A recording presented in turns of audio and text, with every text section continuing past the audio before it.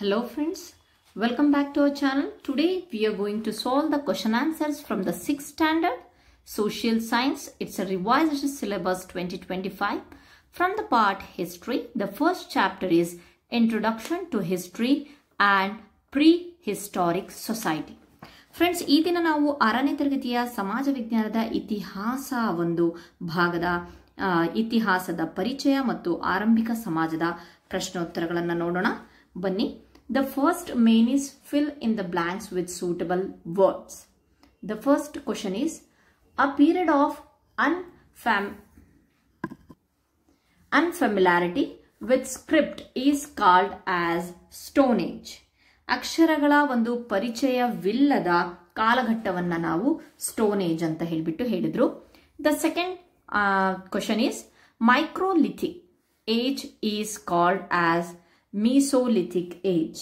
ಸೂಕ್ಷ್ಮ ಶಿಲಾಯುಗವನ್ನ ಯಾವ ಶಿಲಾಯುಗ ಅಂತ ಹೇಳ್ಬಿಟ್ಟು ಕರೀತಾರೆ ಅಂತ ಹೇಳ್ಬಿಟ್ಟು the answer is Mesolithic. The third question is the earlier agricultural sites traced in Indian subcontinent are found in Mehergarh. It is in the Pakistan. Bharat ಉಪಖಂಡದಲ್ಲಿ ಕೃಷಿಯ ಆರಂಭಿಕ ಕುರುಹುಗಳು ಎಲ್ಲಿ ಯಾವ ಒಂದು ನೆಲೆಯಲ್ಲಿ ಕಂಡು ಬಂದವು ಅಂತಂದ್ರೆ it's a Mehrgarh. Okay, the fourth question is the father of history is. ಇತಿಹಾಸದ ಪಿತಾಮಹ ಅಂತ ಹೇಳ್ಬಿಟ್ಟು ಯಾರನ್ನ ಕರೀತಾರೆ? It's Herodotus. Okay, the next part is answer the following questions in one sentence. Okay, what are the three main periods of history? The three main periods of history. ಇತಿಹಾಸದ 3 ಪ್ರಧಾನ ಕಾಲಗಳು ಯಾವುವು ಅಂತ ಕೇಳಿದರೆ the three main periods of history are the three main periods of prehistoric periods. The first one is prehistoric period. Okay, periods are, sorry. Okay, here is the point. Prehistoric period ಅಂದರೆ ಪ್ರಾಗೈತಿಹಾಸಿಕ ಕಾಲ. ಪ್ರೋಟೋಹಿಸ್ಟಾರಿಕ್ period ಅಂದರೆ ಪೂರ್ವಭಾವಿ ಇತಿಹಾಸ ಕಾಲ. Then historic period ಇತಿಹಾಸ ಕಾಲ. Okay, name the tools of paleolithic man. ಹಳೆ ಶಿಲಾಯುಗದ ಮಾನವನ ಒಂದು ಉಪಕರಣಗಳನ್ನು ತಿಳಿಸಿ ಅಂತ ಹೇಳಿದರೆ the tools of paleolithic man are knife, ಚಾಕು, ಲಾರ್ಜ್ ಸ್ಟೋನ್ಸ್, ಕಲ್ಲುಳಿಗಳು, ಸ್ಟೋನ್ ಟೂಲ್ಸ್, ಓಕೆ, ಆಲ್ಸ್, ಮೊನೆಗಳು ಅಂತಾರೆ. So and flails made from the pebbles. Okay, ಹೆರೆಚಕ್ಕೆ, ಚಾಕು, ಕಲ್ಲುಳಿ, ಮೊನೆ ಮುಂತಾದ ದೊಡ್ಡ ದೊಡ್ಡ ಶಿಲಾ ಉಪಕರಣಗಳನ್ನು ಬೆಣಚು ಕಲ್ಲುಗಳಿಂದ ತಯಾರಿಸ್ತಾ ಇದ್ರು, pebbles. Okay, the next question is in which era man started farming. ಯಾವ ಒಂದು ಯುಗದಲ್ಲಿ ಮಾನವನು ಕೃಷಿಯಲ್ಲೂ ಮಾಡಲು ಆರಂಭಿಸಿದ? The answer is man started farming in neolithic era. Neolithic ಎರಾದಲ್ಲಿ ಮನುಷ್ಯ ಕೃಷಿಯನ್ನ ಮಾಡಕ್ಕೆ ಪ್ರಾರಂಭಿಸಿದ. Okay, what was the first metal used by the humans. ಮಾನವನು ಬಳಸಿದ ಮೊದಲ ಲೋಹ ಯಾವುದು? The first metal used by humans was the copper. Okay, ಅಂದ್ರೆ ಯಾವುದು ಫಸ್ಟ್ ಲೋಹವನ್ನ ಬಳಸಿದ್ರು ಅಂತ ಅಂದ್ರೆ ಕಾಪರ್. ಕಾಪರ್ ಅಂತ ಅಂದ್ರೆ ತಾಮ್ರ. Okay, the next question which is the sources of history. ಇತಿಹಾಸದ ಒಂದು ಪ್ರಮುಖ ಆಧಾರಗಳು ಯಾವುವು? The sources of the history are literary sources, archaeological sources. ಅಂದ್ರೆ ಲಿಟರರಿ ಸೋರ್ಸಸ್ ಅಂತ ಅಂದ್ರೆ ಸಾಹಿತ್ಯ ಆಧಾರಗಳು, ಆರ್ಕಿಯಾಲಜಿಕಲ್ ಸೋರ್ಸಸ್ ಅಂತ ಅಂದ್ರೆ ಪ್ರಾಕ್ತನ ಆಧಾರಗಳು. Okay, the next what are the examples of archaeological sources? What are the examples of archaeological sources ಅಂತಂದ್ರೆ ಏನಪ್ಪಾ ಅಂತಂದ್ರೆ ಪುರಾತತ್ವ ಆಧಾರಗಳಿಗೆ ಉದಾಹರಣೆಯನ್ನ ಕೊಡಿ ಅಂತ ಹೇಳ್ತಾ ಇದ್ದಾರೆ. ಪುರಾತತ್ವ ಆಧಾರಗಳು ಯಾವ್ಯಾವ ಆಧಾರಗಳು ಸಿಕ್ಕಿದ್ವು ಅಂತ. Archaeological sources includes pot shirts, coins, inscriptions, monuments and other remains.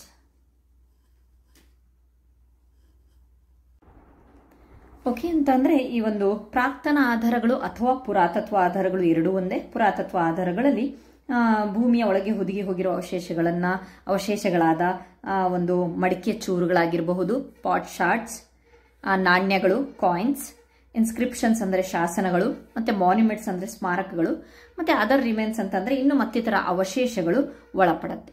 Okay, the next point is discuss write the reasons which gave a rise to agriculture in neolithic age. ಅಂದರೆ ನವಶಿಲಾಯುಗದಲ್ಲಿ ಕೃಷಿಯ ಉಗಮಕ್ಕೆ ಕಾರಣವಾದ ಅಂಶಗಳು ಯಾವ್ಯಾವೆಲ್ಲ ಅಂಶಗಳು ಕೃಷಿಯ ಒಂದು ಉಗಮಕ್ಕೆ ಕಾರಣವಾಯಿತು ನವಶಿಲಾಯುಗದಲ್ಲಿ, ನಿಯೋಲಿಥಿಕ್ ಏಜ್ ಅಲ್ಲಿ ಅಂತ ಹೇಳ್ಬಿಟ್ಟು ಕೊಟ್ಟಿದ್ದಾನೆ. ಸೊ ಇಲ್ಲಿ 2 ಪಾಯಿಂಟ್ಸ್ ಅನ್ನ ಬರೆದಿದ್ದೀನಿ. Instead of wandering neolithic age people camp in one area. Wandering ಅಂತಂದ್ರೆ ಅಲ್ಲಿ ಇಲ್ಲಿ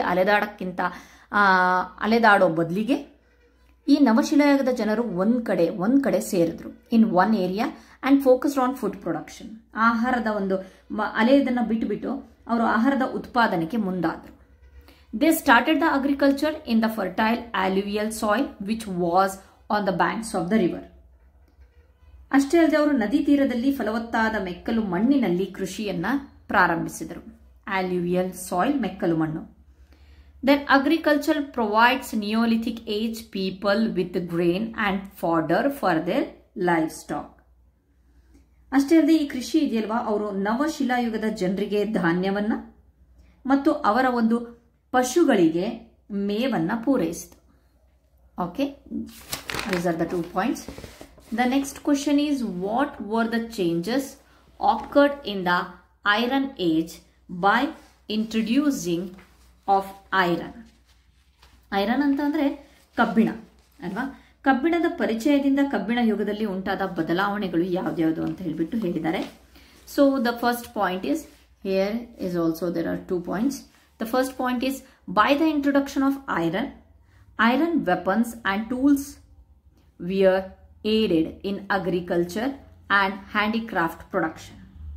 ಈ ಒಂದು ಆ ಕಬ್ಬಿಣದ ಒಂದು ಇಂಟ್ರೊಡಕ್ಷನ್ ಅಂತ ಅಂದ್ರೆ ಸೇರ್ಪಡೆಯಿಂದ ಅಥವಾ ಅದನ್ನ ಇನ್ವೆನ್ಷನ್ ಮಾಡೋದ್ರಿಂದ ಕಬ್ಬಿಣದ ಆಯುಧಗಳಾಗಿರಬಹುದು, ಸಲಕರಣೆಗಳು, ಕೃಷಿ ಮತ್ತೆ ಕರಕುಶಲ ಉತ್ಪಾದನೆಯಲ್ಲಿ ನೆರವಾದವು. ಹ್ಯಾಂಡಿಕ್ರಾಫ್ಟ್ ಪ್ರೊಡಕ್ಷನ್ ಅಂದ್ರೆ ಕರಕುಶಲ ಉತ್ಪಾದನೆ.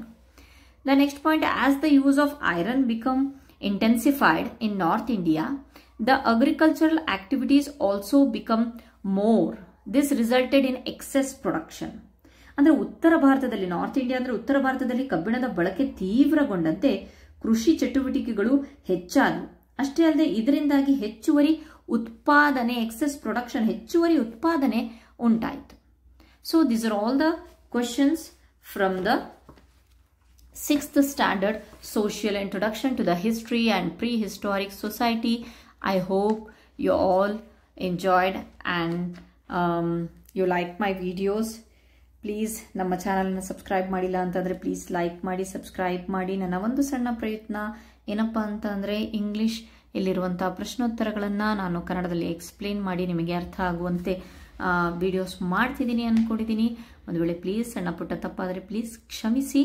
ಆಮೇಲೆ ನನ್ನ ವಿಡಿಯೋಸ್ ಹೇಗೆ ಅನಿಸ್ತಾ ಇದೆ, ಯಾವ ರೀತಿಯಾಗಿ ನಿಮಗೆ ಹೆಲ್ಪ್ಫುಲ್ ಆಗಿದೆ ಅನ್ನೋದನ್ನು ಪ್ಲೀಸ್ ಕಮೆಂಟ್ ಮಾಡಿ. Thank you so much.